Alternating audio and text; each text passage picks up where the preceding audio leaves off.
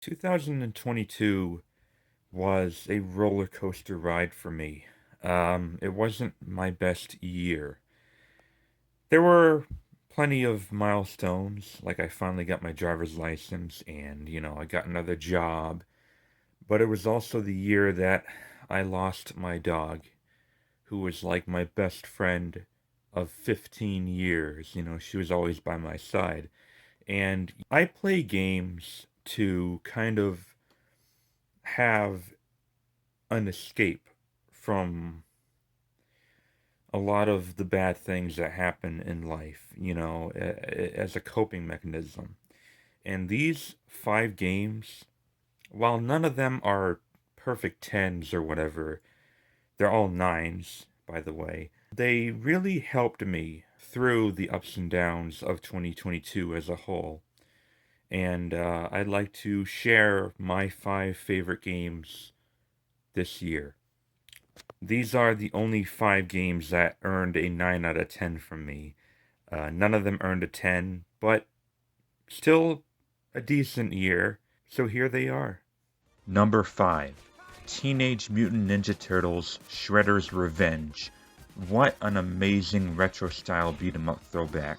Shredder's Revenge hits all the right notes, from the feel of the combat, to the rich amount of replayability, right down to all the aesthetics needed to bring out that childhood nostalgia.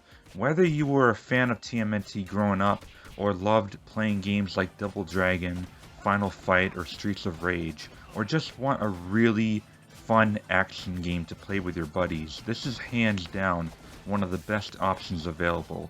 Anyone remotely interested in this game is pretty much guaranteed to love it. Number 4. A Plague Tale Requiem.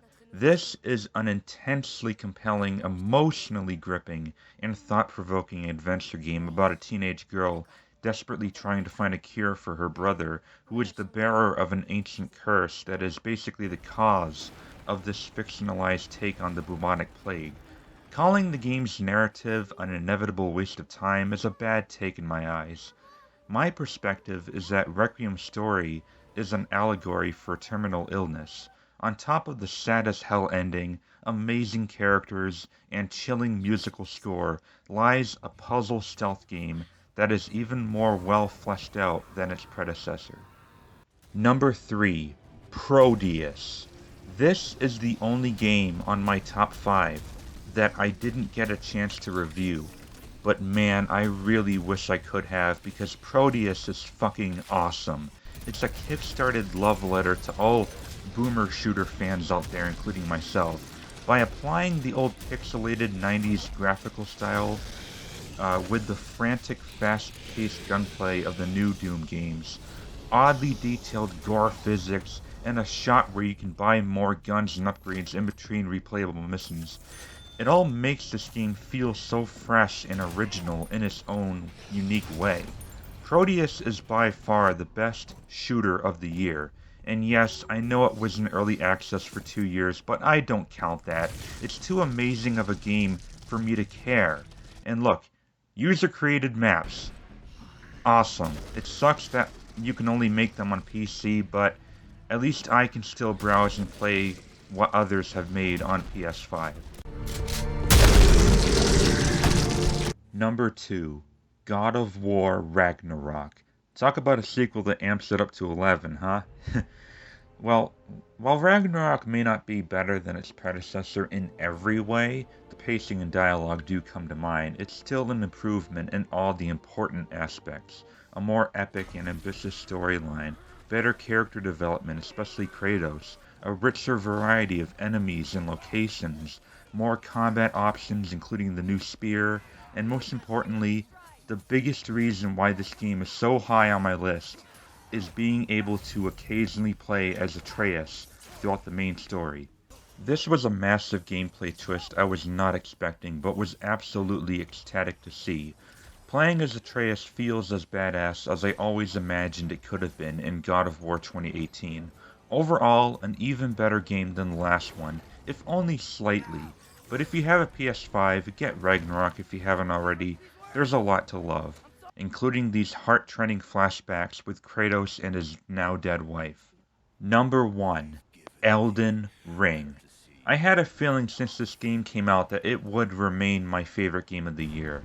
Let me start by just saying I love Dark Souls. It's one of my favorite video game series of all time, so even if this was just Dark Souls 4, it would probably still be my game of the year. But Elden Ring goes above and beyond just that. It takes the gameplay of Souls, the combat fundamentals, refines all of it, adds quality of life updates and changes like counterattacking, dozens of unique Ashes of War, and spirits to summon, and sets it all up in one of the most enriching and rewarding open worlds I've ever explored. Unlike almost every other open world game that comes out on the market today, Elden Ring spares you the chores and obligations of picking up stuff or completing every dumb thing you see off the map, and instead gives you the freedom to charter your own path, mark your own discoveries, and go wherever you want, nor will it ever stop you from choosing not to explore every little dungeon or fight every single boss you come across. It's an open world game done right.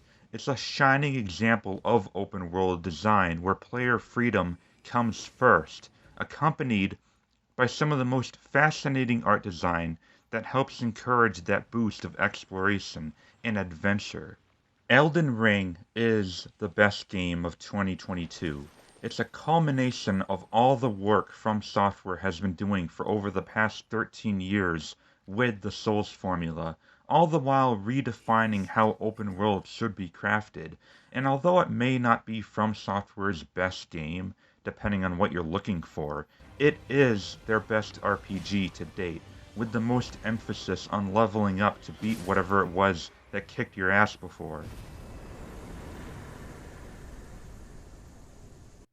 So I suppose this wasn't the worst year of my life. After all, it's not like I played any bad games this year. Wait a minute. Yes, I did! Wait a minute. Oh, God.